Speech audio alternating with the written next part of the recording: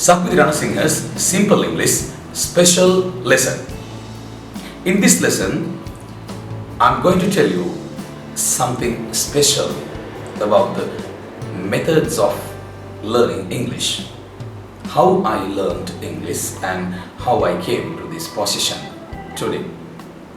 Actually, I'm not a big man today, but I can speak English to a certain level. I believe that I can speak English fluently. So I want to give you a basic idea about how I learned English from the beginning. I think it will be very useful for you. So listen to me very carefully. I'm going to use very simple English in this program. Very simple and slow English I'm going to use.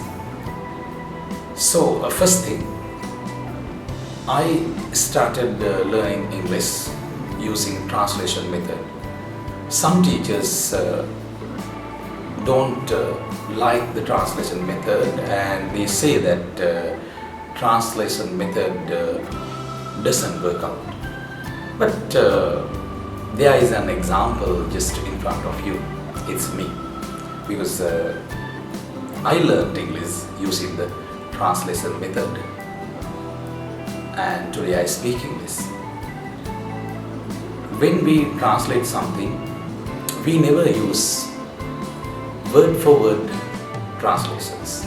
We just get the feeling, we just get the basic idea, and then we have to try to say it in English using a similar idea, not the word for word translation. If you want to say something in English, first some feelings come to your mind, some feelings emerge. Then you have to try to say it using some simple sentence patterns in English. First you have to select the grammar, then you have to select the words that you can use, the words that you have, because it's only you who know the vocabulary and the standard of the vocabulary you have. So you always have to use your own vocabulary. So maybe you want to say something big, something long in Sinhala. What you think is Sinhala may be a long expression, but in English you have to try to say something very simple, which is similar to the basic feeling, which is similar to the basic idea that you have in your mind. At the very beginning, I started using that way. Though I learned everything using translation method, I just tried to speak English by understanding my feelings. Then what I wanted to say in English, I always tried to say it in simple words by using my own vocabulary, and I never used word for word translations. So I suggest you to try to speak English. When you think something, even in Sinhala, try to convert it into an idea which is very similar to your basic thought or your basic feeling. Feelings should be converted into a sentence. First, you may feel something. You have to understand what you want to say in English. By understanding that, after understanding the basic idea, basic feeling you are having in your mind, then you have to try to say it in English. So I think that it will work out. You can do something, you can say something using translation method. When you translate ideas, be careful not to translate those ideas using word for word translations. And the second thing, you have to improve your vocabulary. To improve your vocabulary, you always have to go through the English newspapers, at least for a couple of months, maybe for 2-3 months. You have to go through English newspapers daily. I did it in my life. To tell you the truth, I did it in my life. I went through English newspapers for a couple of months. My mother brought me English newspapers every day. Those days when I was at the age of 19, at a very young age, she brought me the English newspapers. So I used to read them. I continued it for a couple of months. I could improve my vocabulary a lot reading English newspapers, especially passive voice sentences. So you have to buy an English newspaper every day. Maybe you can understand only a few words a day. Maybe you can understand only a few sentences a day. It doesn't matter. Buy the English newspaper every day. Don't use the same paper for all the week. My experience is we have to buy a new newspaper every day. Then you can learn the same thing. You can learn some incidents which occurred, and the similar things, maybe related things, you can learn every day. When you find a news article in today's paper, tomorrow also you may find the same thing in tomorrow's paper. Maybe some related things, something related to yesterday's news, you may find in today's newspaper. And tomorrow's newspaper also, you may find something related to the same thing. So you may not be able to understand the whole thing in the English newspaper, but what you understand, you can continue. You may feel that you can understand certain things continually. The same news you understood yesterday, today also you can find in today's paper. Tomorrow also there may be something related to the same thing. So this is a certain kind of encouragement, some kind of encouragement to you. So it is a must. You have to buy an English newspaper every day, at least for a couple of months. So I suggest you to start it today itself, right now. And the next thing, you have to learn past and past participles of the verbs, verb forms. You have to use a verb list for that. You have to understand that without past tense verbs or without past participles, you can't create many sentences. You can't use many tenses without a good memory about past and past participles of the verbs. So for some time you have to use a verb list to improve your memory about the verbs. And you have to try to create some sentences using those past tense verbs.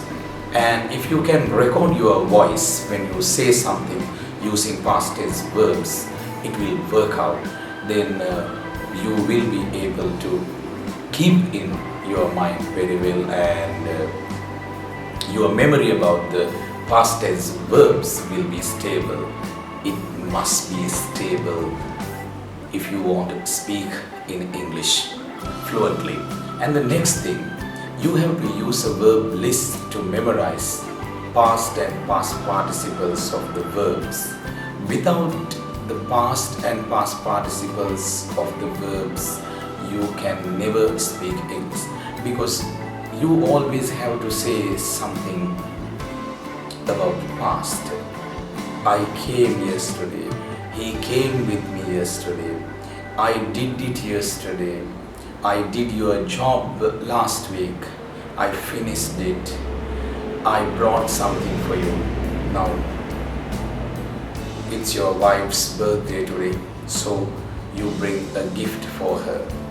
Then, when you give her the gift, you can just say, I brought something special for you. I have a surprise for you, and secondly you can say I brought something special for you. So the past form of the verb bring is brought. You have to keep that verb in your mind. Without the memory of past verbs or past participles of the verbs, you can never speak English. So you have to use a verb list to enhance the memory about the past and past participles of verbs. You have to keep in your mind that you must work hard to do that, to memorize the past and past participles of the verbs. Every day you have to spend around 10 to 15 minutes to make sentences using past and past participles of the verbs. You can record them in a voice recorder. Then you can listen to them again. You can listen to your own voice. It's a very useful exercise if you can do it. And at the age of 19 and 20, I can remember that I did it. While doing it, I was able to improve my English a lot.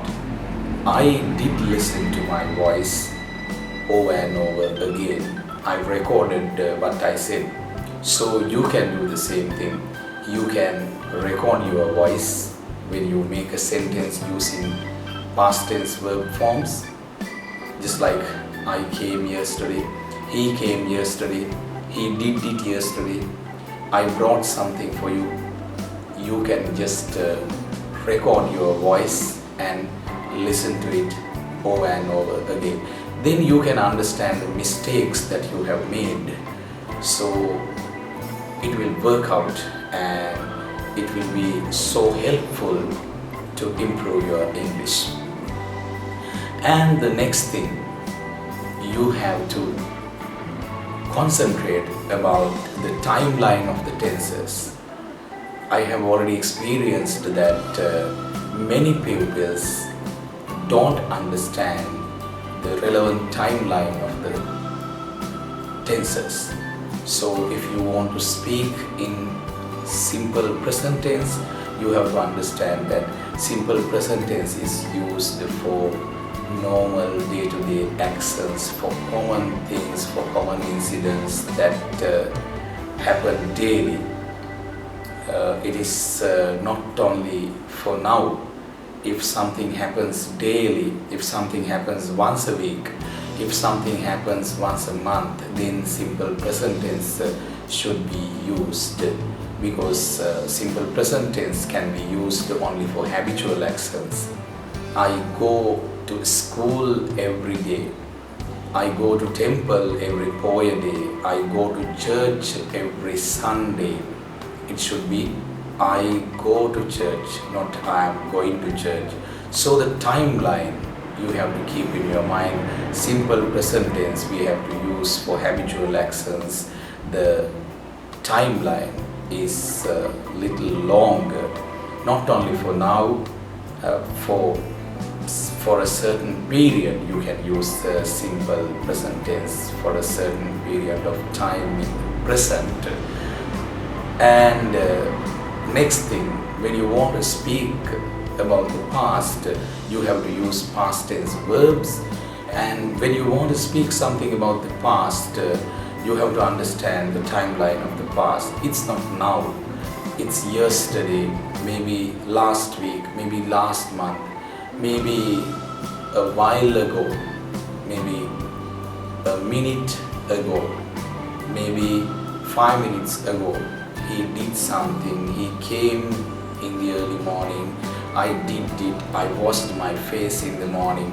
When you say in the morning, then you should keep in your mind that in the morning is past. When you say in the evening in a sentence, you have to understand this is tomorrow evening or today evening.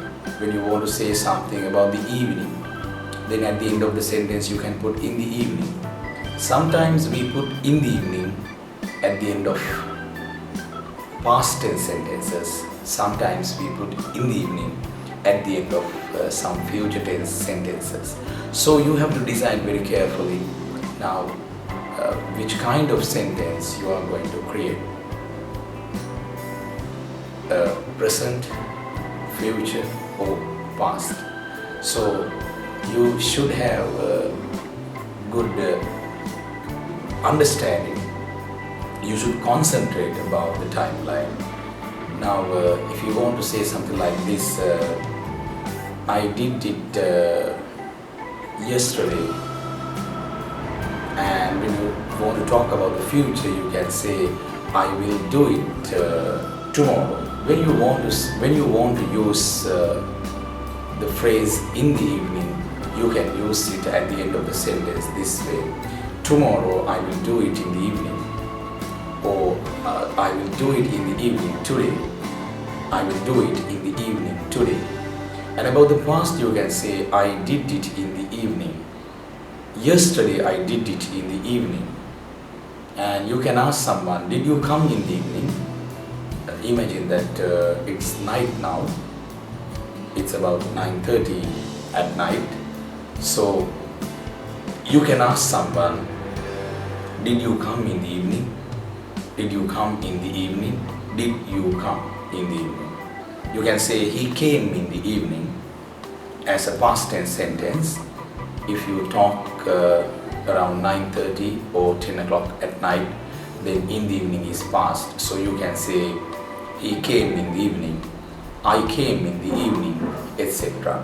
If you want to talk about the future, you have to understand that even after 1 second, even after 1 minute, maybe after 5 minutes, maybe after 1 day, maybe after a couple of days, you can use simple future. The main thing you have to concentrate about the timeline. If you want to say I'll come, then the word tomorrow is not necessary. Always you don't have to put the word tomorrow, but you can just say I'll come. You can just say I'll do it. You can just promise someone I'll do it. So when you say I'll do it, you intend about the future. It indicates the future. So the word tomorrow is not essential. You can just say I'll do it. You can just say I'll come. You can just say I'll write it. You can just say he will come. He'll come.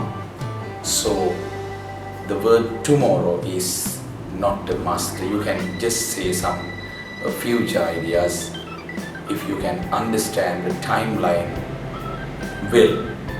You have to understand the timeline very well. After 1 second or after 1 minute, the future starts. So you can say I'll do it now. When you say I'll do it now, the real meaning of that sentence is you are going to do it in 2 minutes or in a couple of minutes time.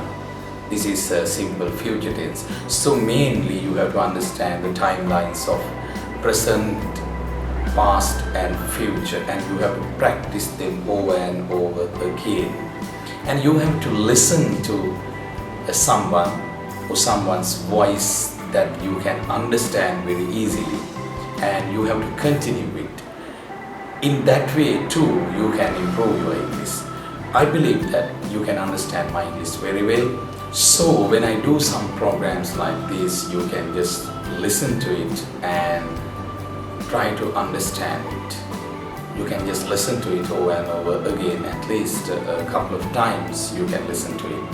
You can listen to the commentaries of cricket matches, and sometimes maybe some radio channels you can listen. If you listen to a radio channel, you have to use the same radio channel every day, and if you can select a particular time belt, maybe between 9 to 9:30 at night, maybe 10 to 10:30 at night, it will be very useful. It will work out. So try to select a particular time belt to listen to a radio channel, and you have to listen to the same radio channel every day. It will be a good exercise to enhance your English.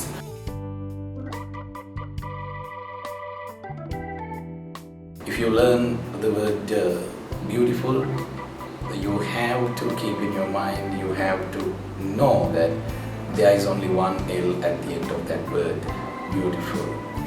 And if you want to say beautifully, then there should be double L by beautifully. And the word beauty, it's the noun of the same word, beauty. You have to keep in your mind, you have to memorize that it ends with Y, B-E-A-U-T-Y. You have to learn the spelling of all the words that you know. It is a must. If you don't know the spelling of those words, then always there might be a hesitation in your mind. Your subconscious always knows that you don't know the spelling of those words. Then there will be a hesitation always. So you must try to memorize the spelling of all the words that you know. When you learn a word, try to keep that word in your mind with spelling. Then very easily you will be able to memorize it. You will be able to build up a stable memory. Spelling is a must. I had a home visiting teacher at the age of 19, and when I came to my place, I prepared a cup of tea for him myself, and I asked him to ask me some questions in English. When I felt that it's comfortable to answer simple past tense questions using did, then I suggested my teacher to ask simple past tense questions from me. Then he did it. Then actually I felt comfortable sitting with him and learning with him, because I controlled him. If I wanted to speak simple past tense, then I suggested him to ask me simple past tense questions. So he asked me simple past tense questions using did. Did you have your breakfast? When he asked, then I easily answered him, yes, I did, sir. Yes, I had my breakfast, because I knew the answers. So I suggested him to ask some questions in a particular area. So you should have a home visiting teacher at least for a couple of months, maybe for 2 months, maybe for 3 months. Then you have to control him. You have to suggest him to ask the questions from you, from the lessons that you already know, not from the lessons you are going to learn in the future, because you want to practice your English. You have to practice your English. That's why you want a home visiting teacher. So don't let him speak his English. It's better if you can select an old one. Then you can control him very easily. You can suggest him what he should do in front of you. It's the way to improve your English. So I wish you all the best, and I do believe that you will execute the plans I said in this special lesson.